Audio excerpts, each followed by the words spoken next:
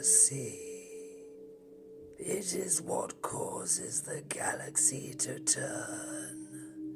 It has shaped fate, molded destiny, and bore the rotten fruit of inevitability for all. From the most ancient of times, the vagaries of distant eons, every soul born has felt its touch, including me. To be marked by the warp, gifted with witch sight, within a brotherhood that despises the psyker. It would seem that irony and hypocrisy go hand in hand. And we are hypocrites. This legion, unified in its hatred of sorcery, embraced the greatest of blasphemies upon itself, and now bears it as a sign of divinity. Self-awareness has never been this legion's forte. I remember the fires. I remember the screams. I remember the smell of the pyres as my brothers and I put to the torch whole worlds corrupted by the witch. The ash would stain my armor, clog its servos. The stink would cling to me for days.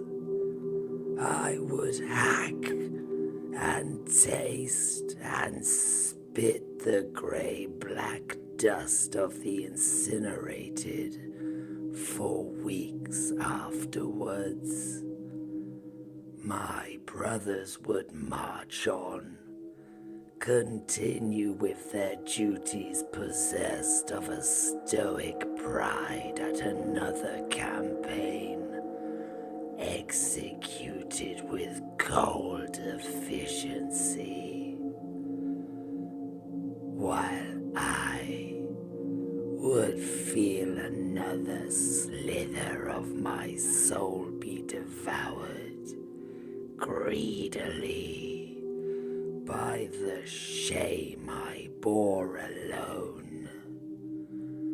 The 14th may have openly declared themselves traitor at Isfahan, but I was already one. A blood traitor to my own kind. I was a psyker. I was one of them. I went to their homes. I dragged them out, begging and crying and pleading for mercy. I carried them through burning streets, their families, their loved ones, calling out for reprieve, for salvation, for retribution.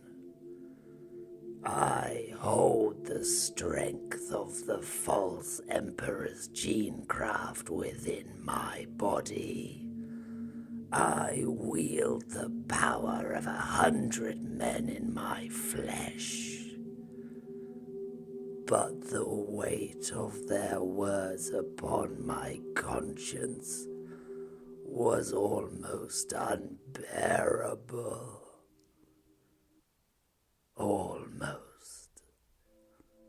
With the fortitude of my duty, I did as my lord, my father, my Primarch commanded. I added the wailing body of my captive to the flames and watched them join the smoke, billowing up into the choking skies. I witnessed the hair burn. I saw the skin blacken, and I watched as it cracked and crumbled and turned to ash. I never looked away. My punishment for a duty well done.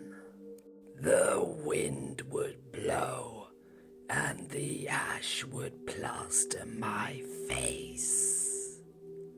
I never donned my helmet. I would wear their remains as a testament to my sins. I was their grave, their mausoleum. The Legion would forget them, but I wouldn't. And so my brothers, never knowing the truth behind my grim countenance, would start to call me the Shepherd of Ash. They believed it a compliment, but to me it was one more stain upon my soul. I was a hypocrite. I was damned. Had any known my secret, I would have been shunned, shamed, an outcast and an exile within my own brotherhood. None could have known the burden I carried every moment of the day.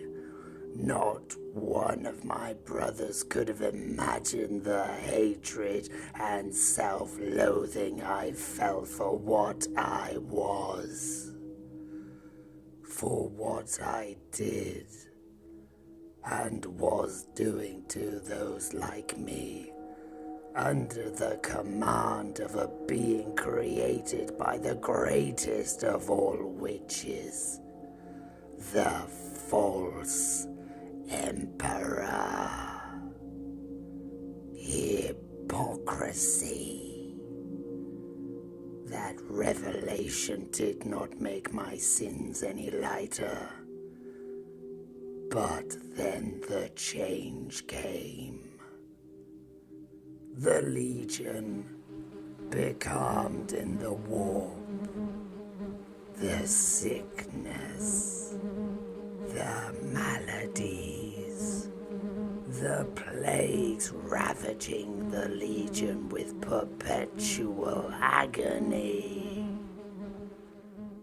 A deal was struck, and we were saved.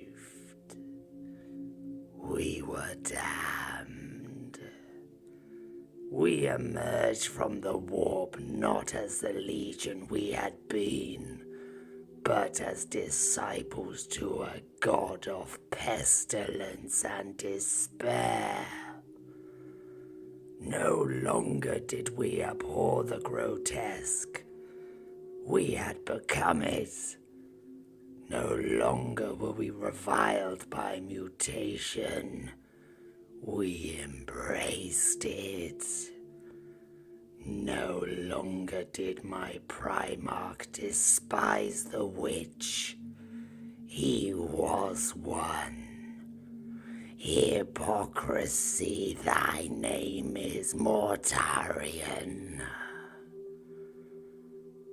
I too was changed. The old fear was gone. I did not hide my nature. I seized it embraced it, mastered it. I saw the disregard for the old ways of the Legion, and I set forth to purge myself of my shame. The gifts of our patron, the grandfather, have been most useful. Indeed, he is a far more generous benefactor than the Primarch. The boundaries between death and life are no longer absolute. Its walls no longer unassailable. I see the cracks. I know the hidden pathways through them. I sift through the sea of souls, and one by one, I claim back those I cast into oblivion. They are my children, as I am their father. I teach them, nurture them to grow within the new flesh I have given them. They are slow and prone to volatility, but is that not the way of any child learning to walk? They require guidance, and so I shall be that guide. I accept them, despite what others may be repulsed by. I will love them, unlike my father ever did me. They are now mine, my own, my flock, and I am, well, I am the shepherd of